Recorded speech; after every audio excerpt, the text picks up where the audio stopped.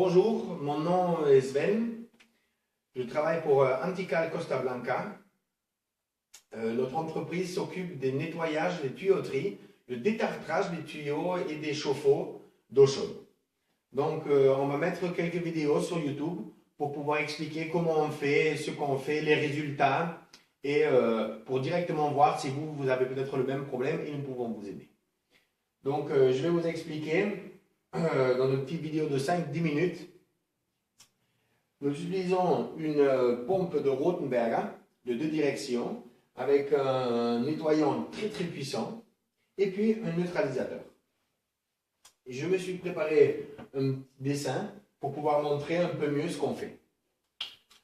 Alors je vous explique. Ici nous avons l'eau froide et l'eau chaude. Donc le premier pas qu'on fait, c'est éteindre l'entrée d'eau.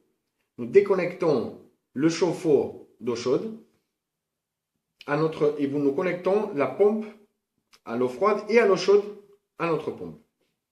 À l'intérieur de la maison, nous enlevons les robinets du lavabo, de la baignoire et des lavabos généralement des salles de bain.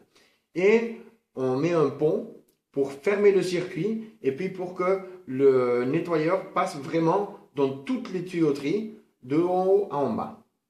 Le procès dure environ 1 heure, 1 heure et demie.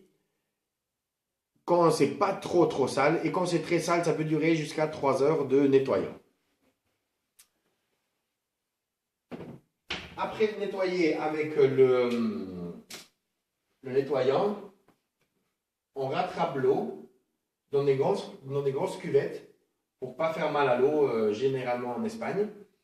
On le garde et puis le prochain pas, c'est de refaire passer environ pendant 1 demi-heure un neutralisateur qui enlève tous les restes du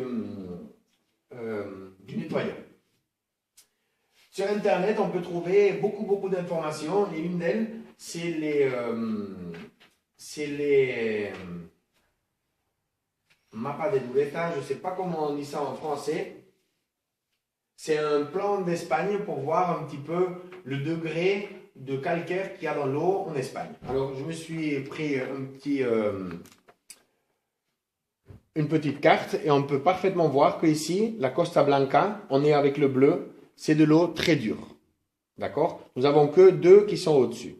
Alors souvent, nous avons le problème pour se doucher avec l'eau chaude, ça s'allume, ça s'éteint. Alors nous, ce qu'on fait, c'est on nettoie les tuyauteries et puis, comme souvent on sait, on peut lire sur Internet que par exemple le cuivre, ça ne s'attache pas.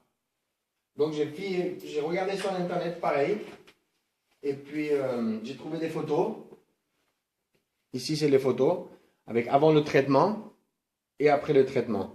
La corrosion qui peut arriver quand on utilise le cuivre et puis le métal dans une même installation. Par exemple, une annexe de la maison où on met tout d'un coup du cuivre sur une vieille installation.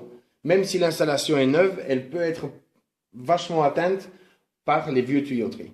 Et après ici, on a un tuyau de cuivre où on voit très bien aussi qu'il est complètement bouché. Tout ça, ça s'enlève avec le procès de détartrage.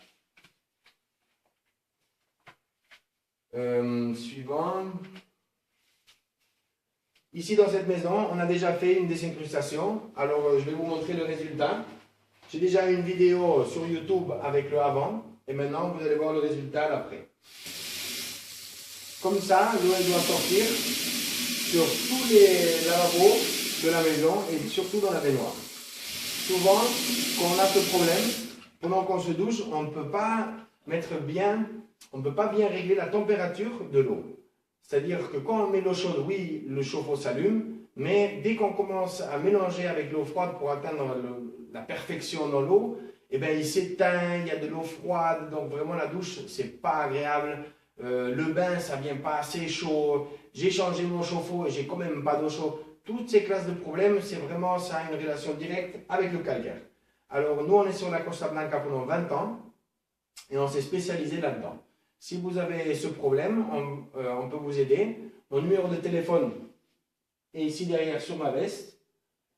Je mettrai encore plus de vidéos pour voir les résultats.